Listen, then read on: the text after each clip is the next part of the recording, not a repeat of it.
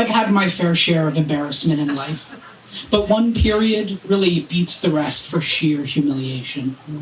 No, not the time in high school I grew my hair out to shoulder length and spent my entire 10th grade year being called Miss. Nor the day in 6th grade when I clocked my fastest ever 1-mile run in PE and promptly inundated the asphalt with the bright pink jet of half-digested pizza and Hawaiian punch.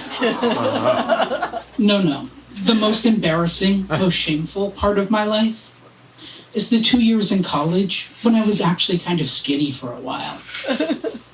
Now, you might imagine that being as big as I am now would be more embarrassing than having once been thin. And sure, daring to be a fat person in the world is a never-ending saga of degradation. Like earlier this year, when I was at an after-hours work event, and a woman in her 70s, a complete stranger, made a beeline through the crowd toward me. Her eyes narrowed on my body, twinkling with savage purpose. Prepared always for public humiliation, I half suspected what was coming, even before she laid a hand on my shoulder, bowed her head toward my ear, and said, "Now, I'm gonna offend you." "Okay," I said. "There's this program on Netflix. It's called Walk for Life," she said. "Not a real show, by the way. I checked."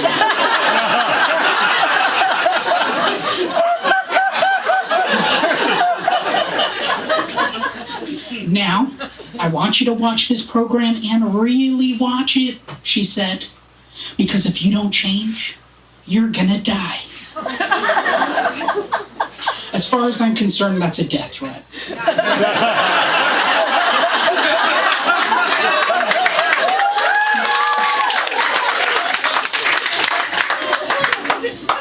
And yet, I'd rather sit beside that woman on a long-haul flight, smashing my arms down over my stomach and sides so as not to encroach on her precious space, as she quizzes me about what I ate for breakfast that morning, than run into an acquaintance I haven't seen since I gained the weight back. Sometimes I can't avoid it, and I imagine they look at me like one of those unemployed redneck families who win the lottery and blow it all on diamond-encrusted teeth and nickel slots. They look at me and think, "You stupid son of a bitch. You had it all and you threw it away. You had the world in the palm of your hand and you ate it." I think of all the friends I made when I was thin and how disgusted they must be by the new me. In my head, every person I've ever dated spends hours every day trawling through my recent Facebook photos saying, "Wow, really dodged a bullet there." But I'm not a bullet. I'm more of a cannonball, if anything. The truth is, other than those couple years in college, I've been fat my entire life and believed I always would be. Then at 18, I moved to Chicago. And while my classmates were all packing on the freshman 15, I was actually losing weight. Partly because I had to walk everywhere like an Eastern European peasant woman.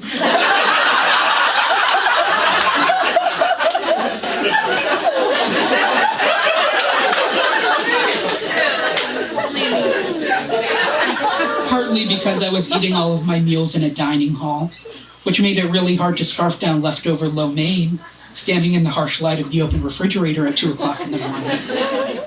And partly because my college's core curriculum required everyone to take at least 2 PE classes, which was horse shit, but also, I guess, kind of worked. By the time summer came, I'd lost 30 or 40 pounds. Suddenly, for the first time in my life, normal weight wasn't actually that far out of reach. The thing that had always been my go-to shooting star, blow out the birthday candles kind of wish, felt now like a real possibility. I went back to my then home of Tucson, Arizona, determined to be normal weight. Every night that summer, I would finish my punishing gig as a camp counselor in charge of 25 6-year-old boys, then head to the gym for an hour or 2 of high-intensity cardio to a soundtrack of Bad Romance and Womanizer. I did this 5 or 6, sometimes 7 nights a week, and holy shit, did the fat come off. The first week, I lost 8 pounds. The second week, nearly as much. Each successful weigh-in spurring me on to keep going, push harder, embrace the hunger. I rolled up to college that fall at my all-time lowest weight of 155 pounds, and people were like, "Who the fuck is that?" I got compliments I'd never received in my life. Or maybe I had, but they felt different now. "You look great," people would say. And suddenly my first thought wasn't, "No, actually I'm an enormous fat pig." Who knows? Maybe someone would even date me. Of course, I was 19 and had zero confidence. So walking into a Boys Town gay bar and trying to pick up some random daddy was not going to work for me. Inevitably, and by that I mean as my first and only step, I turned to the heady pages of gay.com. I cobbled together a profile of lies and flattering photos and spent hours searching for my first great love. Of course, I was too insecure to actually contact anyone on the site, even though there were plenty I liked the look of. But it didn't matter, because within a couple of days, I had received my first message. "Hi there," it read. "You're really cute. Want to grab coffee sometime?" It was the first time anyone had even acknowledged me in a more than platonic way. I couldn't believe it. My first date, sure to be my first boyfriend. Probably even the love of my life. Then I looked at his profile.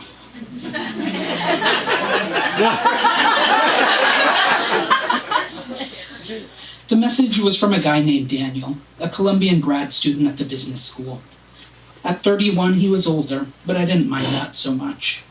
It was the photo that was the bigger concern. Let's just say there wasn't an immediate attraction. Imagine a pug.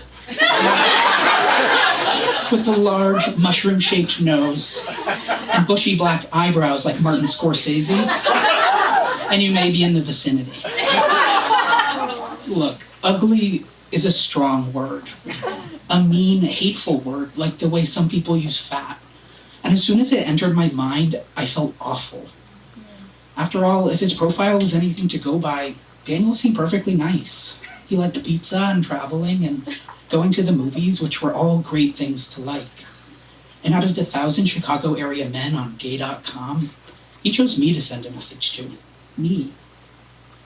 I imagine being on his side of the computer screen, putting myself out there to someone and not even getting a response back, hearing in their silence that cruel, hateful word echoing back at me again and again and again. "Hey Daniel," I wrote. "Thanks for your message. I'd love to get coffee sometime. When are you free?" We agreed to meet at the business school food court. The place was vast, thronging, and unfamiliar to me. He wasn't there when I arrived, so I grabbed a drink and waited at a table. Finally, he appeared in the crowd, and my secret hope that it had just been a really bad picture was obliterated. "Luke?" He held out a hand, businesslike. I matched his firm grip. He wore rectangular glasses and a chunky sweater over a button-down shirt. He looked like the kind, understanding father figure in a Disney movie about children who fall into an ancient leather-bound book and go on an adventure with a goblin who looks mean but is just misunderstood.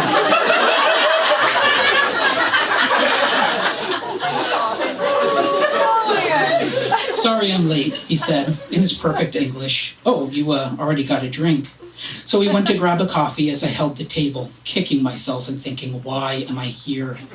He was old and kind of stuffy, and I didn't find him attractive at all. The thought of kissing him made my head instinctively rock backwards on my neck. Of course, I wasn't going to just get up and leave, but I decided before he'd even returned to the table that this would be the last time I saw him.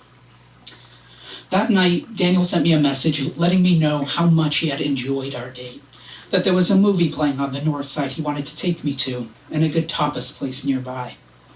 I was aware, even then, that simply ignoring the invitation was an option, but it just didn't feel right. "Hi, Daniel." "It was really nice meeting you today.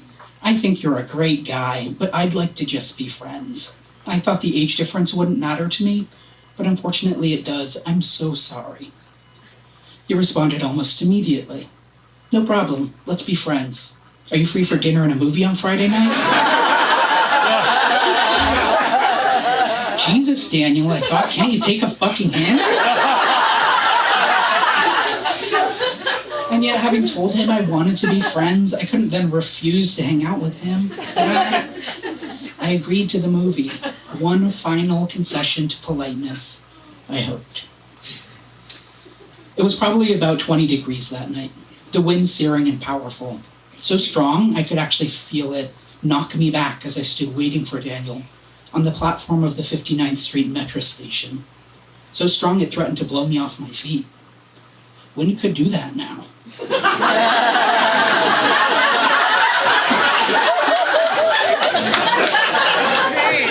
I couldn't help but smile at the thought.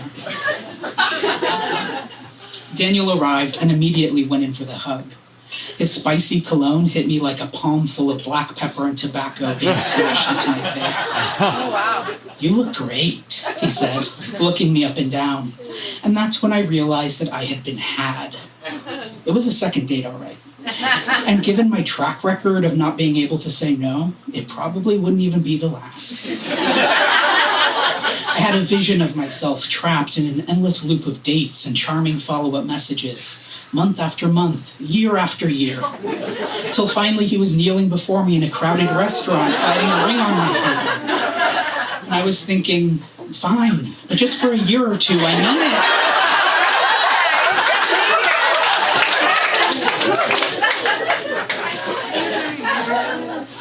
Then, as we stood waiting for the northbound train, Daniel said something that changed everything. So, he said, I was looking at your old Facebook photos. You were really big, weren't you? I shot him a look out of the corner of my eye, daring him to go on. Mm-hmm. He said, you must have eaten a lot. A wild flurry of emotion surged through me, attended by a couple of pressing questions. First, how does a person who looks like the floating eyeball monster in Big Trouble in Little China have the balls to comment on my appearance? That's still present.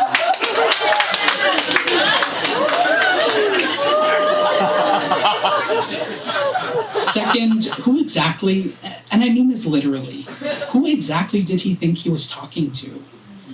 You must have eaten a lot. As if he didn't realize the you in that scenario was the same me that was standing on the platform, glaring at him with bitter contempt.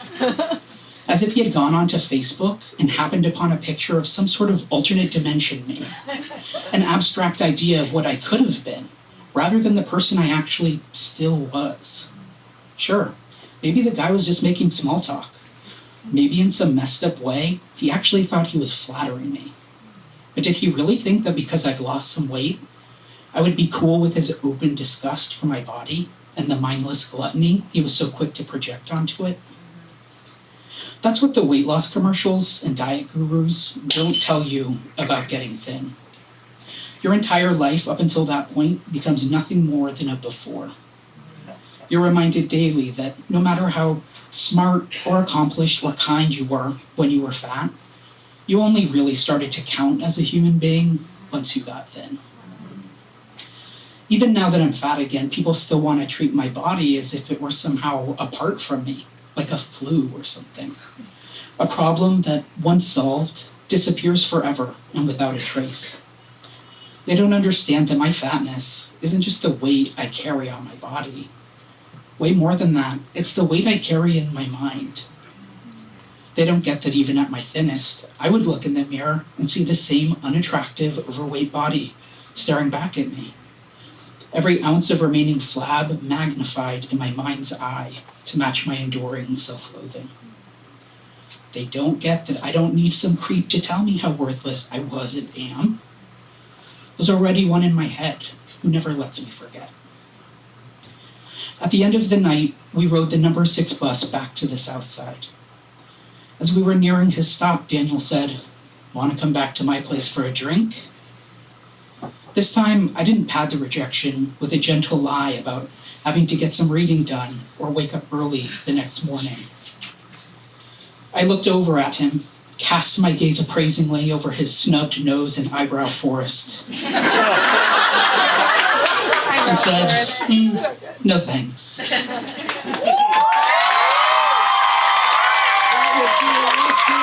That was the illustrious Dumas, everybody!